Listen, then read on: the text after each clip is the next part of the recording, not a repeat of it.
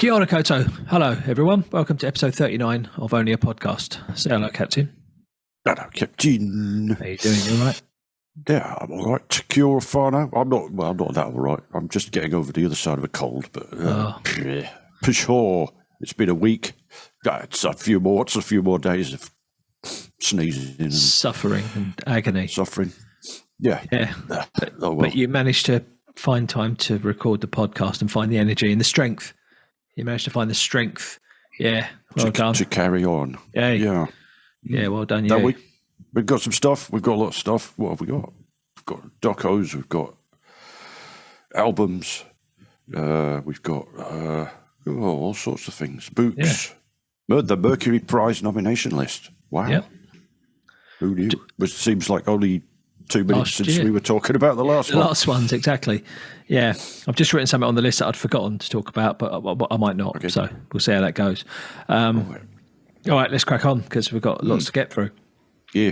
I've been watching a bit of telly, not a lot. I watched the Wham documentary. Have you seen it? I still not got around to it. It's still on the list. Oh, it's really good. Yeah. Really good.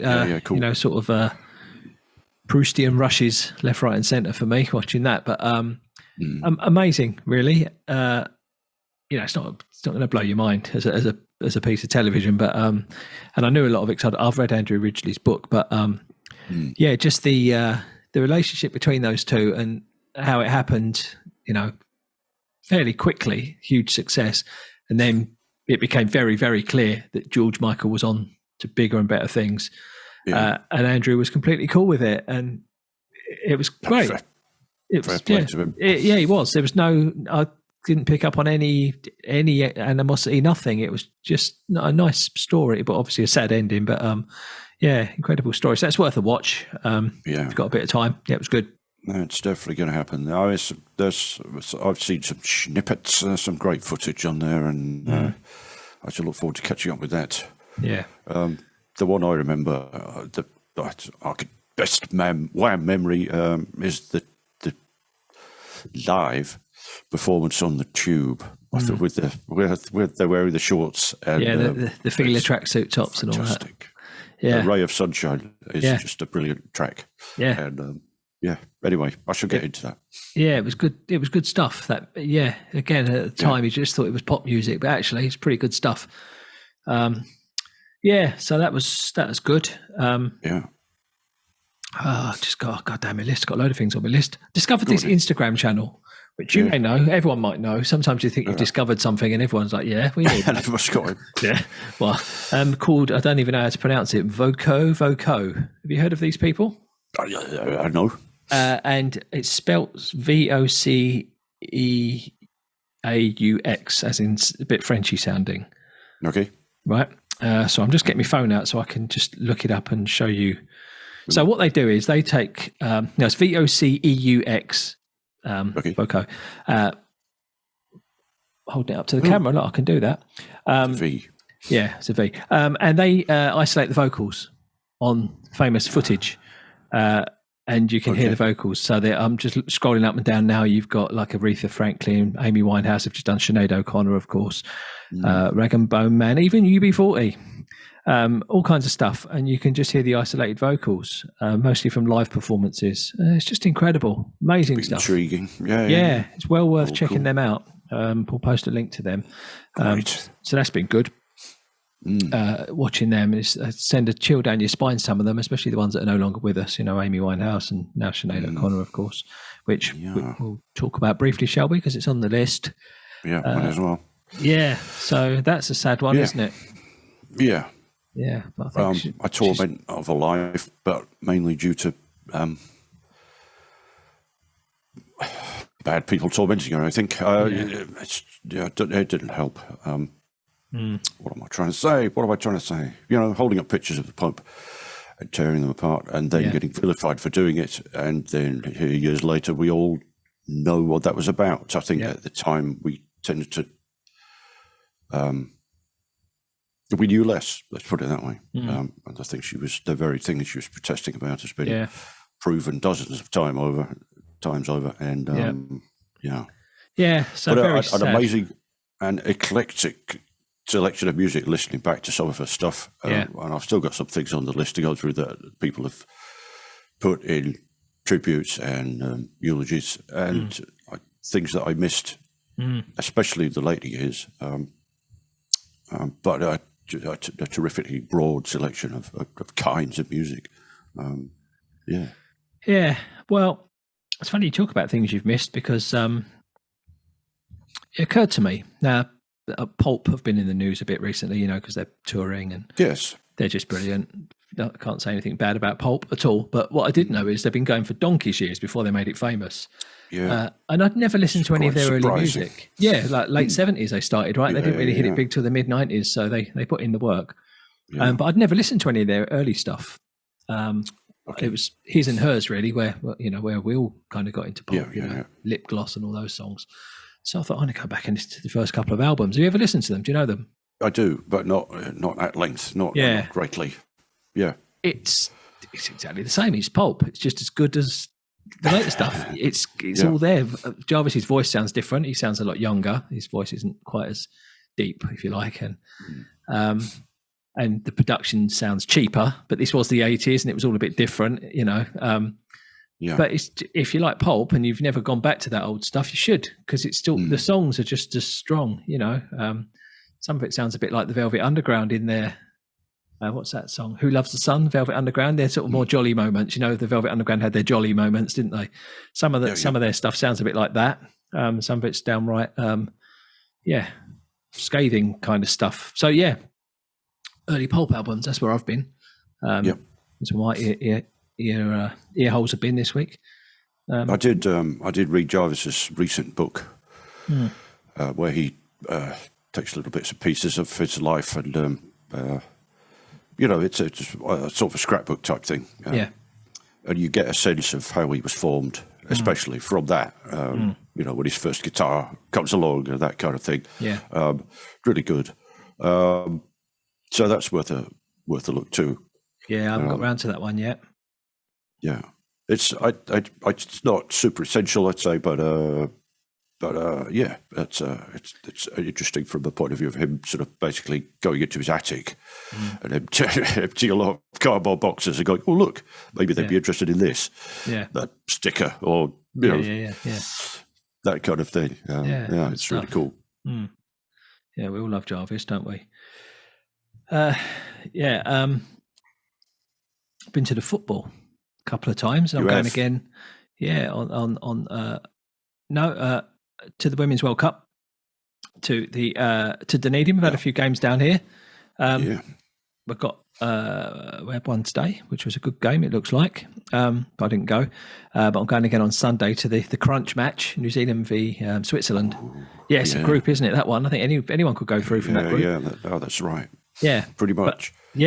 But one observation I made. So I went to the Holland game, Holland-Portugal, and there are lots and lots of Dutch fans. There's lots of Dutch people in this country.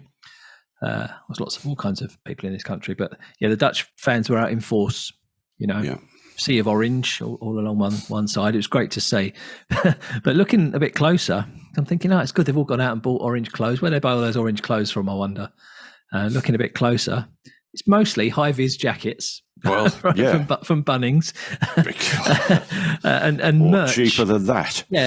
Merch from Mitre 10 and SBS Bank. If you're down south, you know SBS Bank. So it's mostly merch and tradie wear.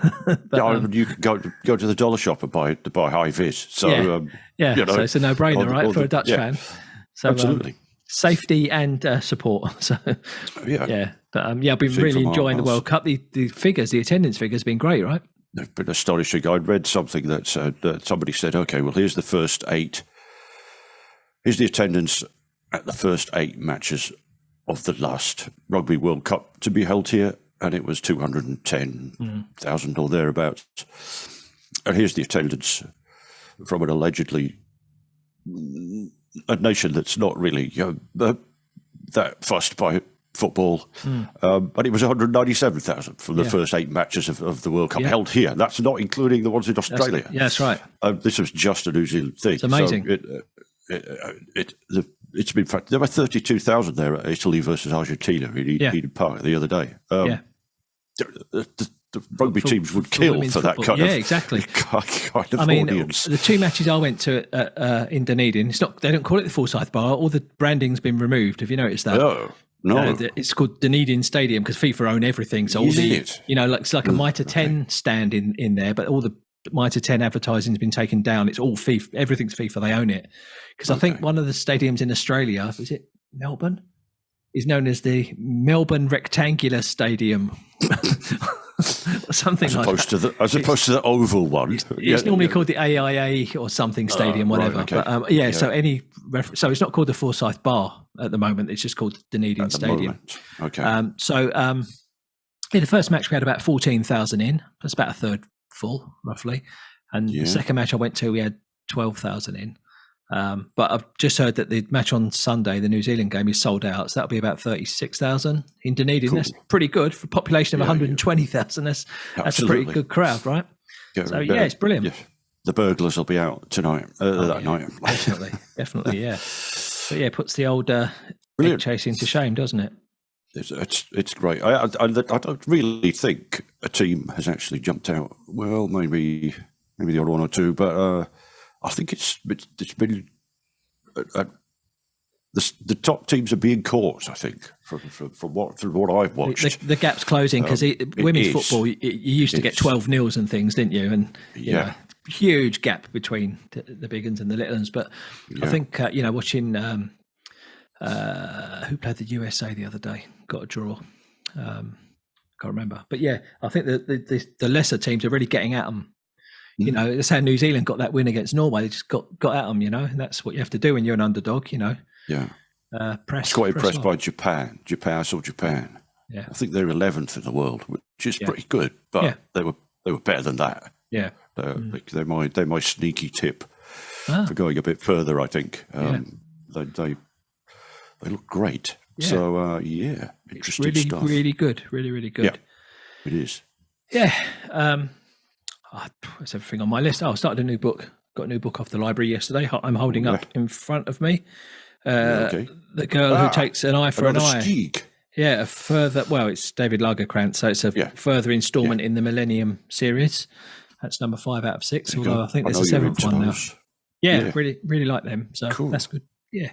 I don't have a book to hold up because it's gone back to the library, but I can confirm typically that Bob Stanley's book on the Bee Gees, Children of the World, is just one of those Bob Stanley books that makes you stop reading and put things on Bee Gees playlists because you think, oh, God, I've got to go play that obscurity now because he's eulogizing about it. And it does really make you want to play more Bee Gees music if that's your bag, folks. Or even if it isn't, just the story of those guys and how they transformed pop music 3 or 4 times. Kind of odd to think about that, but they became obvious career highlights. Saturday Night Fever around that time, and then they had a bit of a plummet. It disappeared off the face of the earth and became incredibly uncool. Yeah. So they decided to write albums for other people. Yeah. And became incredibly popular by doing that. And incredibly wealthy. Diana Ross, etc., etc. And that's just one of the up and down bits. It's quite a story, isn't it? I must read that.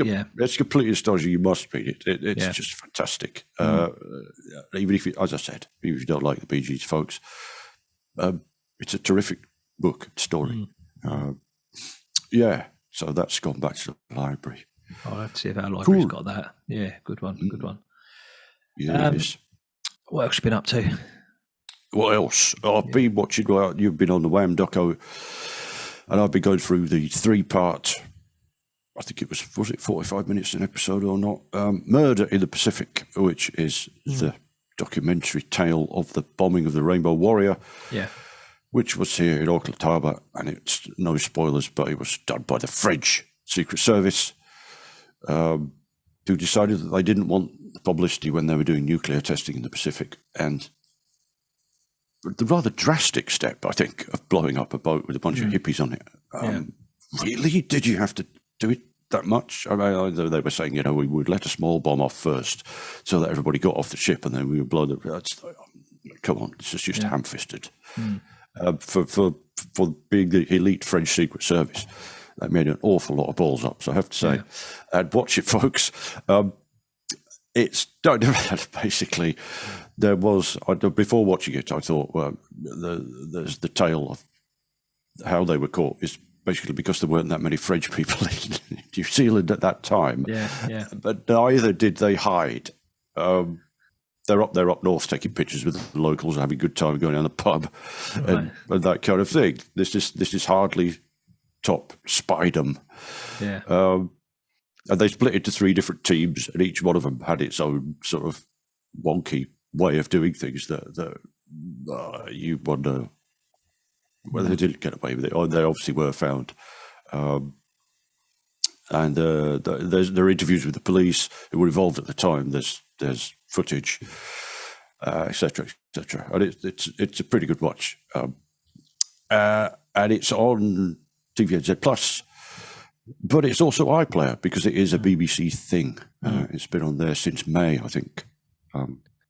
So yeah, it's a good one. 3 hours. It's 3 hours, which is slightly less than 3 hours. Anyway, something like that. To go through that. Sounds worth a watch to me. I wanted to know more about it. That's all I got. Tour de France. We need to mention that as well, I suppose, do we? Tour de France. Yeah. Well, I think we do. We got to spoil it. I don't know. Jonas Vingegaard managed to fend off Tadej Pogacar, and won the thing by like 7 minutes or something, which is a fair amount. And of course, there are now all the rumours in the press about, is Jonas a druggie? How is he so good? And all the things that happen when I think it must have happened to Pogacar when he won the previous ones. It's like, why is he that good? Why are they that good? Well, Pogacar was off form though, wasn't he? He didn't.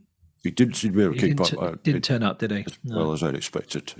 There was a brief rally for a while, but 7 minutes is a heck of a long way, really, when you get down to it. I guess you don't hope for it being that close, that far away. You want a bit of tension in there. Yeah. But it's cool. The Yates brothers did well. Yep. I think I don't know whether we mentioned last time that Mark Cavendish, after crashing out, one of the greatest sprinters of all time, is currently wondering whether to come back next year and try and get that elusive. I thought he might stage win. Yeah. Will he come back? Don't know. We shall find out. Yeah.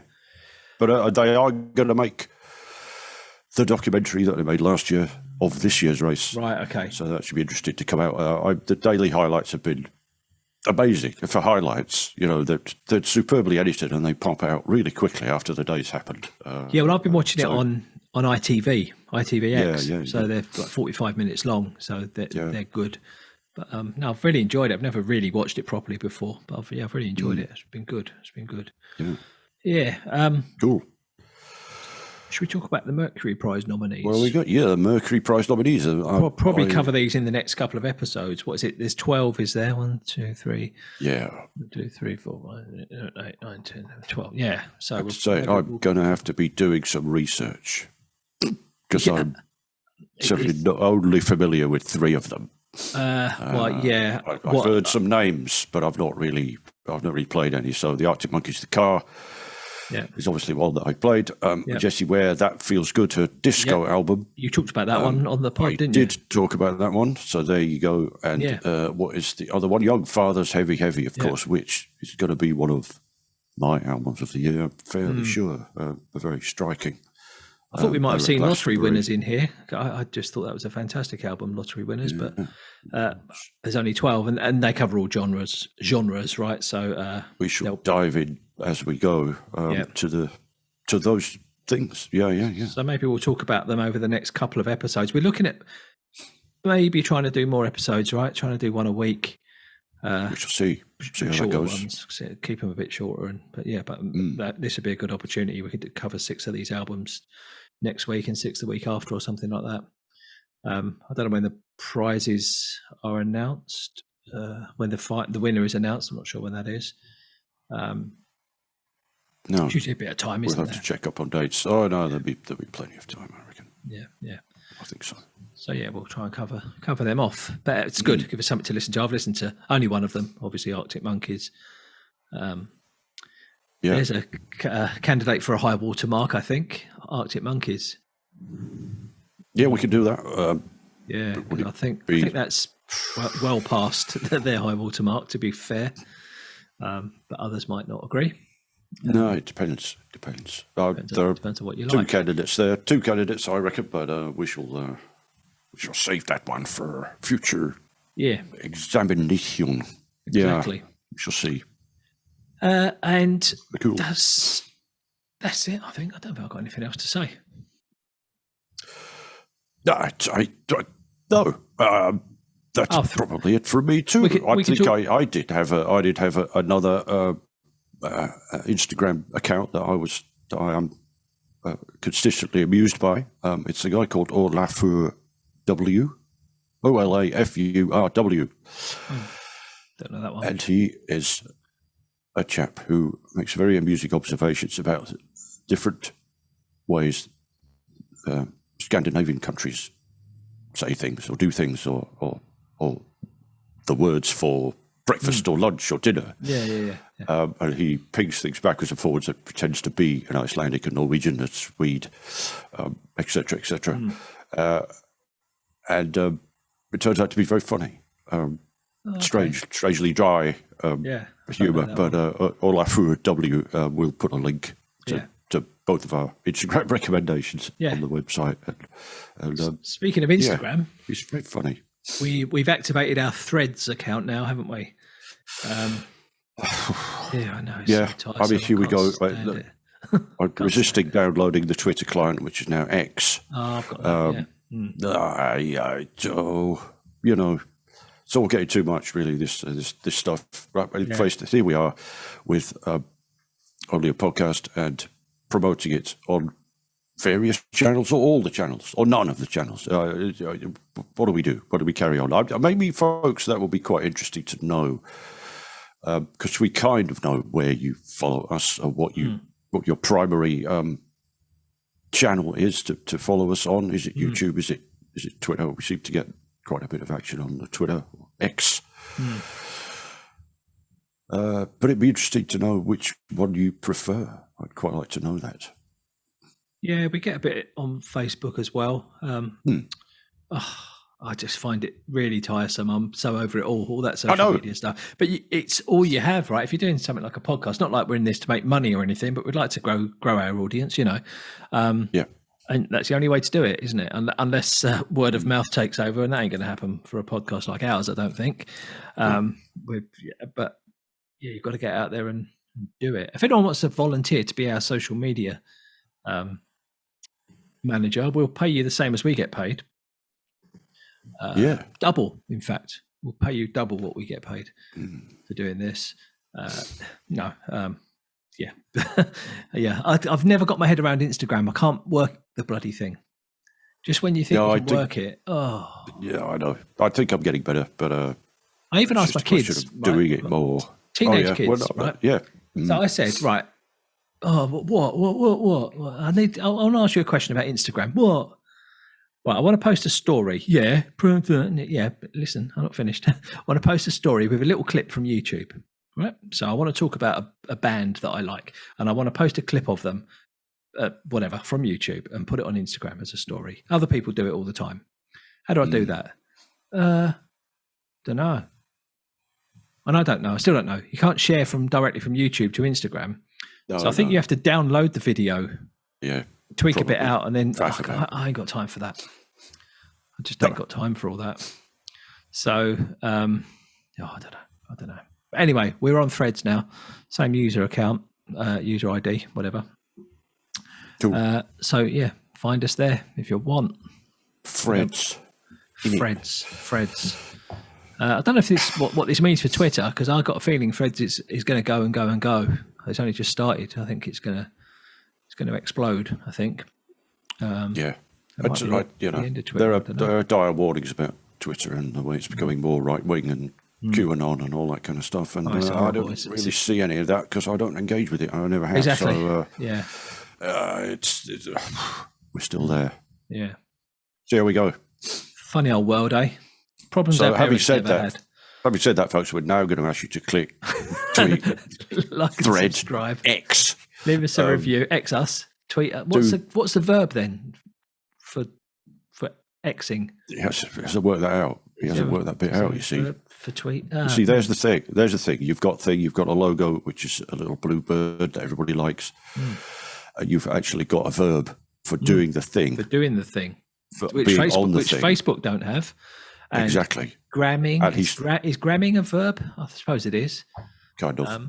But yeah. But there you go. You've got a thing. It's been invented. It's called a tweet, and you do it. At least throwing that away. Yeah. Now, I would say that's foolish. But what do I know? He's a billionaire. Maybe he's trying to lose lots of money for nefarious reasons. Who knows? Indeed. Yeah. So there we go. Anywho, enough of talking about enough of that. Billionaires. So yeah, do follow us and share us and tell everyone that you like us. Do that. Even if you don't, just tell them that you do, because that'd be good for us. All right, let's go, shall we? What? Say goodbye, Captain. Yeah, goodbye, Captain. See you later, folks.